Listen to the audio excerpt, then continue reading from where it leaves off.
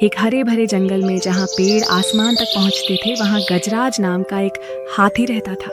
गजराज जंगल में सबसे बड़ा, सबसे मजबूत हाथी था और वह इसे जानता था। हर सुबह वह गर्व से चारों ओर घूमता था, उसके नीचे की जमीन को हिलाता था। सभी जानवर छोटे बड़े विस्मय से देखते थे, लेकिन कभी कभी गजराज को एहसास नहीं होता था कि उसके विशाल पैर कैसे परेशानी पैदा कर सकते हैं। एक धूप वाली दोपहर गजराज नदी के किनारे एक छोटी पहाड़ी के पास भटक रहा था, जहाँ चींटियों का एक परिवार रहता था। ये चींटियां छोटी लेकिन पराक्रमी थीं, खासकर उनके सेनापति वीर। वह उन सभी में सबसे बहादुर था, हमेशा अपने साथी चींटियों का मार्गदर्शन करता था, क्योंकि वे भोजन को अपनी पहाड़ी पर वापस ले जाते थे।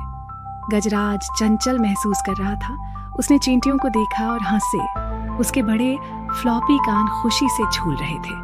वह वीर और उसके दोस्तों को चिढ़ाना पसंद करता था, क्योंकि वे बहुत छोटे थे।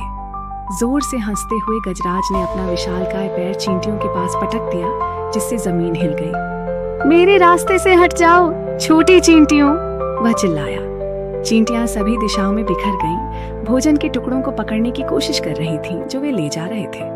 गजराज ने सोचा कि यह प्रफुल्लित करने वाला था। वह मुस्कुराया। उसके बड़े सफेद दांत सूरज की रोशनी में चमक रहे थे, लेकिन चींटियों को यह बिल्कुल भी अजीब नहीं लगा। वीर ने गजराज की ओर देखा।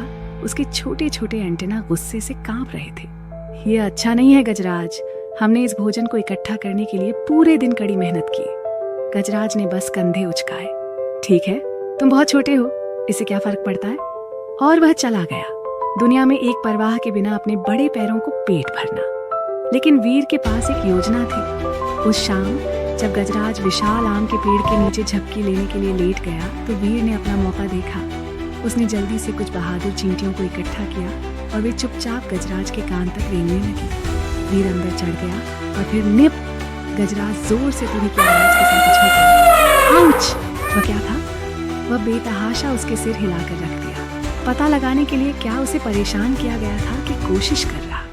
लेकिन वीर ने अपनी नन्ही छींटी टांगों के साथ गजराज को फिर से पकड़ लिया और चूसने लगा, इस बार थोड़ा और जोर से। आप बड़े हो सकते हैं गजराज, लेकिन इसका मतलब यह नहीं है कि आप दूसरों के साथ बुरा व्यवहार कर सकते हैं। गजराज अब घबरा रहा था। उसकी आंखें चौड़ी हो गई, उसकी सूंड फड़फड़ा रही थी और उसके विशाल पैर सभी दिशाओं में पेट भर रहे थे। पक्षी उड़ गए, आश्चर्य में चिल्लाते हुए, और पेड़ों पर पत्ते जोर से सरसराहट करते थे। प्लीज, कृपया रुको, मुझे माफ कर दो। गजराज ने भीख मांगी। उसकी बड़ी हाथी आंखें अब आंसुओं से भरी हुई थीं। उसे पहले कभी इतना डर नहीं लगा था। वीर छोटा होने के बावजूद गजराज उसे कान दुखाने से नहीं रोक सका। वीर आखिरकार रुक गया और बाहर चढ़ गया। वह गजराज के विशालकाय पैर पर खड़ा था, एक कठोर भाव के साथ उसे देख रहा था। गजराज, आपको कभी भी किसी को कम नहीं आंकना चाहिए, क्योंकि वह छोटा है। हम चींटियां छोटी हो सकती हैं, लेकिन हम एक साथ काम करते हैं और अपने तरीके से मजबूत हैं। गजराज के कान खड़े हो गए। उसने जो किया उसके लिए उसे बुरा लगा। तुम ठीक कह रहे हो वीर, गजराज ने कहा। उसकी आवाज अब नरम है। मुझे वास्तव में खेद है। मैं वादा करता हूँ कि मैं फिर कभी आपके रास्ते पर कदम नहीं रखूंगा और मैं सभी के साथ दयालु व्यवहार करूंगा। उस दिन से गजराज वीर और चींटियों के साथ दोस्त बन गए। उसने सीखा कि बड़ा और मजबूत होने का मतलब ये नहीं था कि उसे धमकाने वाला होना था। गजराज के साथ जंगल एक दयालु और सौम्य विशालकाय के रूप में बहुत खुश था।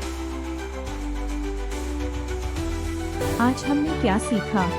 हर प्राणी का मूल्य होता है, चाहे वह कितना भी छोटा क्यों न लगे। सच्ची ताकत आकार में नहीं है, बल्कि उस दयालुता में है जो हम दूसरों को दिखाते हैं। मजबूत होने का अर्थ है दूसरों को ऊपर उठाना, उन्हें नीचे धकेलना नहीं। कभी कभी सबसे छोटी आवाजों को सिखाने के लिए सबसे बड़ा सबक होता है। ताकत सिर्फ मांसपेशियों के बारे में नहीं है, यह दिल के बारे में है।